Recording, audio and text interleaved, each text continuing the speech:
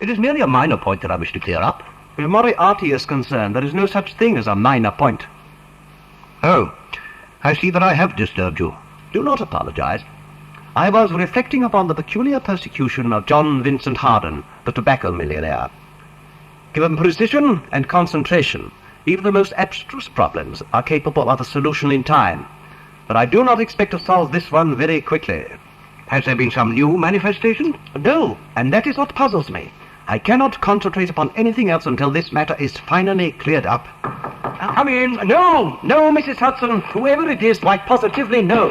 My time is all very fully occupied. Mr. Holmes? Holmes? Mr. Holmes, please, I beg of you. I believe I am being persecuted. So where is Mrs. Hudson? Listen to what I have to tell. Then, if you believe that I am only a foolish and fanciful girl, I shall take myself off and trouble you no more. Very well. That sounds a fair bargain, Miss... Smith, Violet Smith. Miss Violet Smith, my valued colleague, Dr. Watson. How do you do? Pray sit here, Miss Violet, and tell us what it is that troubles you. And at least it cannot be your health. Excuse me. So ardent a cyclist must be full of energies. Oh, the soles of my shoes. Yes, they do wear. I have to bicycle a good deal, Mr. Holmes, and that has something to do with my visit here this evening. Now you will excuse me, I am sure. This is my business, may I? Thank you. Ah, yes. I nearly fell into the error of thinking you use a typewriter. Of course, it is obvious that your profession is music. Watson, you notice the spatulate finger ends which are common to both occupations? I do now, though it is barely discernible. I am glad to hear that. But your face has a spirituality which the typewriter does not generate.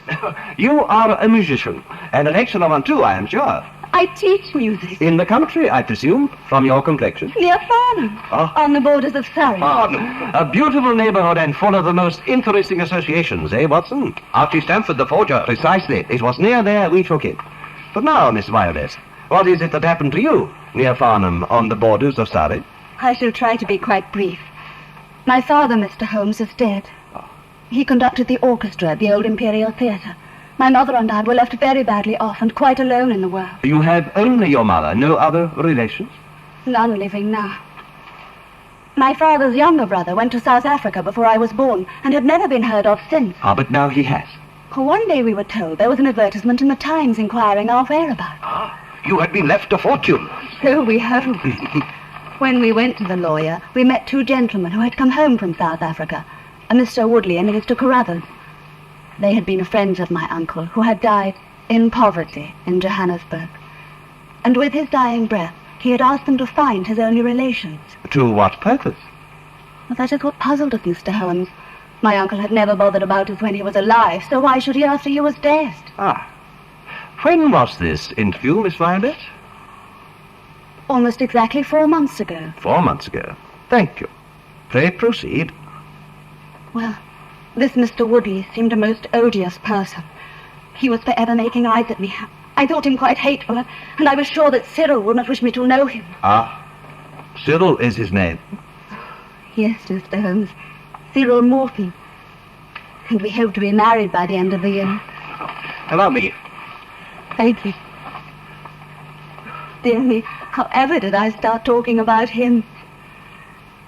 Well, although Mr. Woodley was most unpleasant, the other gentleman, Mr. Carruthers, was very agreeable.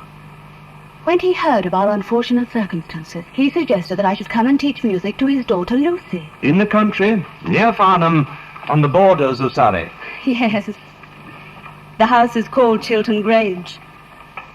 I was anxious not to leave my mother alone. Of course. But he suggested I should go home every weekend and offered me £100 a year.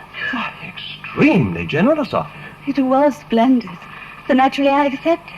A little mousy? Thank you, Dr. Watson. Oh, thank you, Watson. Pray proceed, Miss Violet. At first it was delightful, although we are somewhat isolated. Ah, but you do have your bicycle. Indeed, yes. Oh, it is a happy household. The child is a dear. And since Mr. Carruthers is a widower, he has a housekeeper, an excellent elderly person who looks after the establishment. My employer is very kind and very musical. We have had the most pleasant evenings. That is until... I can hardly bring myself to speak of it. Well, since you have come here to do so, Miss Violet, it would be pointless not to. Until Mr. Woodley came to stay. It was only a week, but it seemed like months. He was dreadful. He had the impertinence to ask me to marry him. When I refused, he tried to kiss me. Fortunately, Mr. Carruthers came to my rescue and turned him out of the house. I have not seen Mr. Woodley since. What a scoundrel! I see. Most unpleasant for you. But I am sure it is not your only problem. No. No, there still remains the solitary cyclist. The solitary cyclist? And who, pray, is that? I don't know. That is what troubles me, and is really why I came to seek your advice.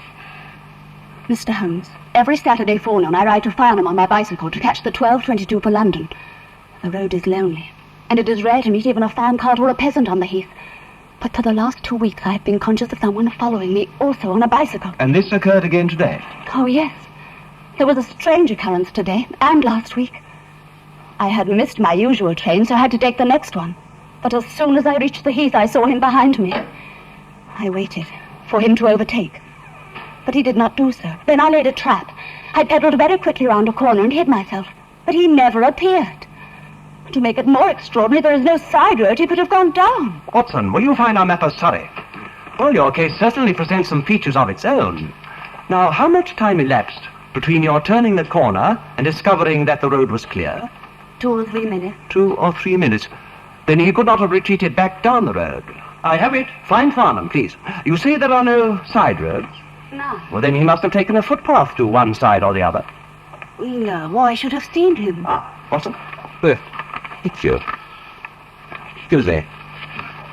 I see here that the grounds of Charlington Hall lie on only one side of the heath. Yes, they do. Then he must have returned to the hall. Thank you. Anything else? No, Mr. Holmes, nothing. Except that I was so perplexed that I thought I should not be happy until I had seen you and had your advice.